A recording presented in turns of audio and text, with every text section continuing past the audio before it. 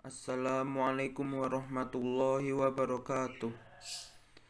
Saya Muhammad Sukma Adicara, NIM 104, ingin menyampaikan materi tentang pengukuran kinerja untuk memenuhi tugas akhir mata kuliah akuntansi sektor publik.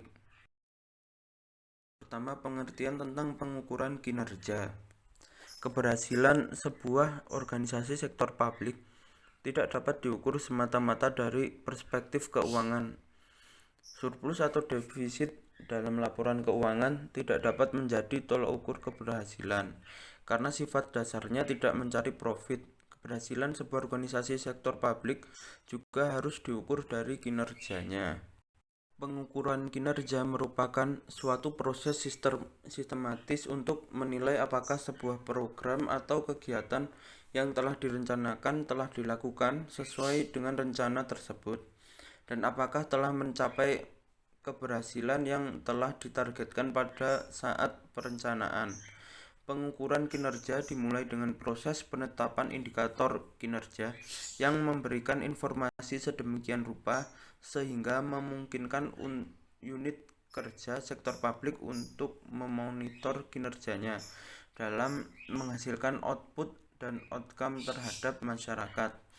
Pengukuran kinerja digunakan sebagai dasar untuk melakukan penilaian kinerja, yaitu untuk menilai sukses atau tidaknya suatu organisasi, program, atau kegiatan.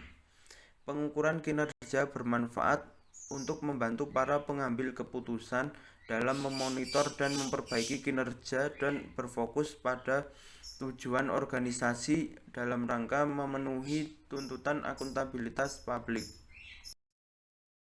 Baik, yang selanjutnya yaitu value for money. Apa yang diukur dalam proses pengukuran kinerja?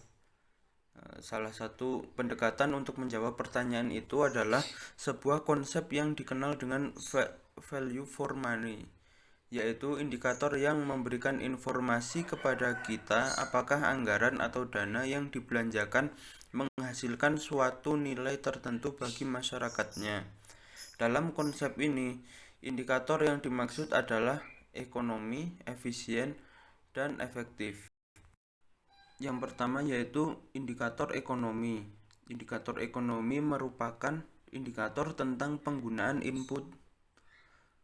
Input adalah semua jenis sumber daya masukan yang digunakan dalam suatu proses tertentu untuk menghasilkan output. Input tersebut dapat berupa tenaga kerja, dalam artian tenaga, keahlian, dan keterampilan, serta aset-aset seperti gedung, peralatan, dan sebagainya. Yang kedua yaitu efisiensi. Efisiensi adalah hubungan antara barang dan jasa atau output yang dihasilkan sebuah kegiatan atau aktivitas dengan sumber daya atau input yang digunakan. Suatu organisasi, program, atau kegiatan dikatakan efisien apabila mampu menghasilkan output tertentu dengan input serendah-rendahnya atau dengan input tertentu mampu menghasilkan output sebesar-besarnya. Yang selanjutnya efektivitas. Efektivitas menunjukkan kesuksesan atau kegagalan dalam pencapaian tujuan sebuah kegiatan atau kebijakan, di mana ukuran efektivitas merupakan refleksi dari output. Efektivitas terkait dengan hubungan antara hasil yang diharapkan dengan hasil yang sesungguhnya dicapai. Efektivitas merupakan hubungan antara output dengan tujuan. Semakin besar kontribusi output terhadap pencapaian tujuan, maka semakin efektif organisasi, program, atau kegiatan. Berdasarkan uraian ketiga, indikator kinerja organisasi sektor publik di atas dapat disimpulkan sebagai berikut. Yang pertama, efisiensi terkait dengan input dan output. Yang kedua, efektivitas terkait dengan output. Dan yang ketiga, ekonomi terkait dengan input. Kemudian ada pelaporan kinerja. Dalam aspek perencanaan, informasi tentang kinerja memberikan gambaran penting dan fundamental tentang kondisi saat ini yang menjadi basis perencanaan. Informasi tentang kinerja juga dibutuhkan pada saat pelaksanaan kegiatan, seperti layaknya indikator dan rambu saat berkendara.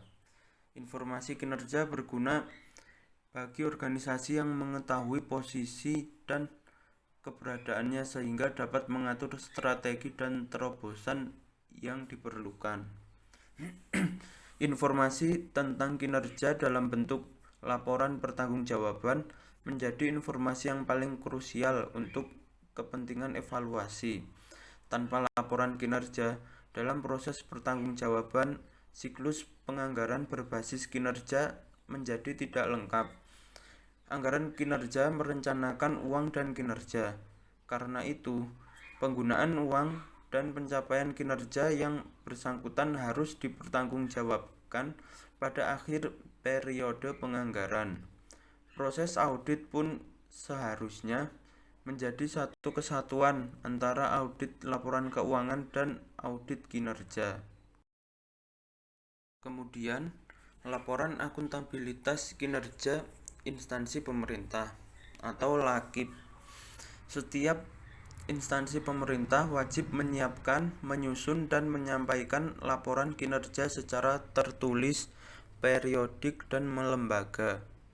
Pelaporan kinerja ini dimaksudkan untuk mengomunikasikan pencapaian kinerja instansi pemerintah dalam 1 tahun anggaran yang dikaitkan dengan proses pencapaian tujuan dan sasaran pemerintah.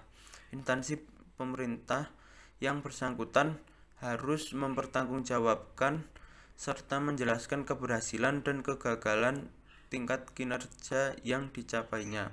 Kemudian pelaporan kinerja oleh instansi pemerintah ini dituangkan dalam dokumen LAKIP atau laporan akuntabilitas kinerja instansi pemerintah. Penanggung jawab penyusunan LAKIP adalah pejabat yang secara fungsional bertanggung jawab melakukan dukungan administratif di instansi masing-masing. Cukup sekian penyampaian materi tentang pengukuran kinerja dari saya. Terima kasih untuk Budian selaku dosen akuntansi sektor publik yang telah memberikan bimbingan kepada saya dalam belajar selama 1 semester di semester 4 ini. Terima kasih untuk yang sudah menonton juga. Apabila ada kesalahan ataupun kekurangan, saya mohon maaf sebesar-besarnya. Terima kasih saya ucapkan sekali lagi. Wassalamualaikum warahmatullahi wabarakatuh.